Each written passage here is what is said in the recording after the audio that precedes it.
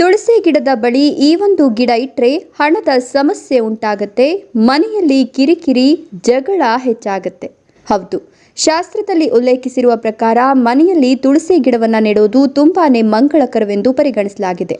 ತುಳಸಿ ಗಿಡವು ವಿಷ್ಣು ದೇವನಿಗೆ ಹೆಚ್ಚು ಪ್ರಿಯವಾದ ಸಸ್ಯವಾಗಿದೆ. ಆದ್ದರಿಂದ ನೀವು ಈ ತುಳಸಿ ಗಿಡವನ್ನು ಪೂಜಿಸೋದ್ರಿಂದ ಲಕ್ಷ್ಮೀ ದೇವಿಯ ಅನುಗ್ರಹವನ್ನು ಪಡೆದುಕೊಳ್ತೀರಿ.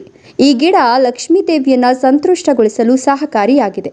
ತುಳಸಿ ಗಿಡವನ್ನು ನಿಯಮಿತವಾಗಿ ಪೂಜಿಸುವ ಮನೆಯವರ ಮೇಲೆ ಮತ್ತು ಮನೆಯ ಮೇಲೆ ಲಕ್ಷ್ಮೀ ನಾರಾಯಣರ ಆಶೀರ್ವಾದ ಸದಾ ಇರ್ತದೆ.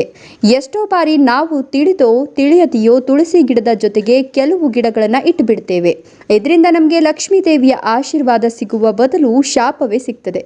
ಇದು ನಿಮ್ಮ ಮನೆಯ ಆರ್ಥಿಕ ಸ್ಥಿತಿಯ ಮೇಲೂ ಕೆಟ್ಟ ಪರಿಣಾಮ ಬೀಳುವಂತೆ ಮಾಡ್ತದೆ. ಹೌದು, ಮನೆಯಲ್ಲಿ ನಾವು ತುಳಸಿ ಗಿಡದ ಜೊತೆಗೆ ಯಾವ ಗಿಡವನ್ನು ನೆಡಬಾರದು ಅಂತ ತಿಳಿಯೋಣ.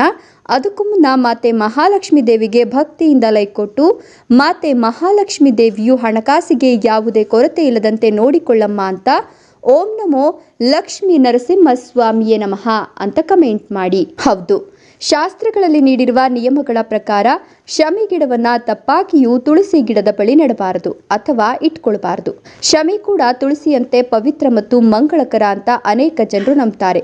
ಹಾಗಾಗಿ ಅವುಗಳನ್ನ ಒಟ್ಟಿಗೆ ಇಡಬಾರದು.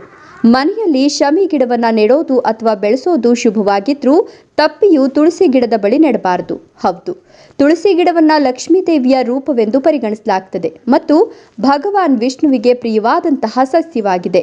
ಶಮಿ ಶಿವ ಮತ್ತು ಶನಿದೇವನಿಗೆ ಸಂಬಂಧಿಸಿದ ಪವಿತ್ರ ಗಿಡವಾಗಿದೆ. ಧಾರ್ಮಿಕ ನಂಬಿಕೆಗಳ ಪ್ರಕಾರ ವಿಷ್ಣು ಮತ್ತು ಶಿವನ ಪೂಜಾ ವಿಧಾನಗಳಲ್ಲಿ ಸ್ವಲ್ಪ ವ್ಯತ್ಯಾಸ ಇದೆ.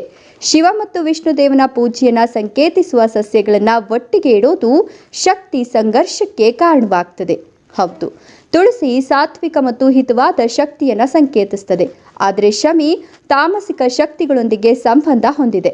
ತುಳಸಿಯ ಬಳಿ ಶಮಿಯನ್ನು ಇಟ್ಕೊಳ್ಳೋದು ಅಥವಾ ನೆಡೋದು ತುಳಸಿಯ ಶುದ್ಧತೆಯ ಮೇಲೆ ನಕಾರಾತ್ಮಕ ಪರಿಣಾಮ ಬೀರ್ತದೆ.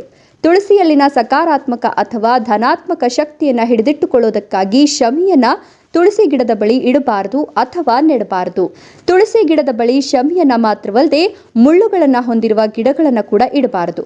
ಇಂತಹ ಗಿಡಗಳನ್ನು ತುಳಸಿ ಬಳಿ ಇಡೋದ್ರಿಂದ ತುಳಸಿಯಲ್ಲಿನ ಶಕ್ತಿ ನಾಶವಾಗ್ತದೆ.